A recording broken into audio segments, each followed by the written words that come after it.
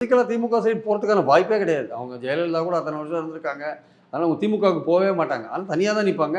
இல்லை அவங்களுக்கு வேற ஒரு ஆபத்து கூட காத்திருக்கு. அமித்ஷாவோ எடப்பாடியோ நீங்கள் கட்சி ஆரம்பித்தாலும் பரவாயில்ல, நீங்கள் என்டிஏக்கு வந்து சேருங்க அப்படின்னு ப்ரெஷர் பண்ணுறதுக்கான வாய்ப்பு இருக்குது. நீங்கள் என்டிஏல வாங்க. இப்போ தினகரன் என்டிஏல தான் இருக்கார். அவர் அதிமுக தலைமையில் இருக்கிற அணியில் இல்லை. கேட்டால் என்ன சொல்கிறாரு, நான் என்டிஏல தான் இருக்கேன், எனக்கு வந்து பாஜக தான் சீட்டு கொடுக்குன்றாரு. அந்த மாதிரி நீங்களும் வாங்க, எங்கள் கூட என்டிஏக்கு வாங்க.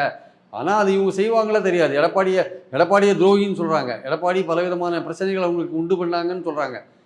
ஜெயிலில் இருந்தபோது நான் தான் பதவியில் வச்சுட்டு போனேன், என்னையே தூக்கி போட்டார், கட்சியை விட்டு தூக்கி போட்டார்னா நேற்று பல விதங்களில் கொலைப்பழி உட்பட எல்லாத்தையும் சொல்கிறாங்க வச்சுக்கோங்களேன். அந்த மாதிரி தான் போயிட்டுருக்கு ஆக்சுவலாக. அப்போது அமித்ஷா வந்து சசிகலாட்ட வந்து நீங்கள் கட்சி ஆரம்பித்து எங்கள் கிட்ட வாங்க, என்டிஏல வாங்க, நீங்கள் அதிமுகவோட ஒரு கூட்டணி வச்சுக்க வேண்டாம், எங்கள் கூட சேருங்க, நாங்கள் உங்களுக்கு சீட்டு கொடுக்குறோன்னு சொல்லி அவங்கள கூப்பிட்டாருன்னா, இவங்க போனாங்கன்னா அந்த கூட்டணி வின் பண்ணித்தனா எடப்பாடி தானே முதல்வர்.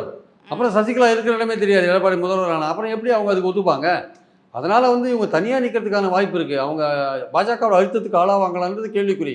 அதே சமயம் தனியாக நிற்கிறதுக்கான வாய்ப்பு இருக்குது. தனியாக நின்று எங்கெங்கே எடப்பாடி போட்டி போடுறாரோ அங்கெல்லாம் போட்டி போட்டு அவருக்கு ஏதாவது ஒரு சேதத்தை உண்டு பண்ண முடியுமா? இல்லை அவரை எதிர்த்து யார் வலுவான கேண்டிடேட் இருக்காங்களோ அவங்களுக்கு ஓட்டு போட்டு அந்த மாதிரி அவரை தோக்கடிக்கிறதுக்கான வாய்ப்புகளை உருவாக்க முடியுமான்னு அந்த இடத்துல தான் அவங்க முயற்சி பண்ணுவாங்கன்னு நினைக்கிறேன்.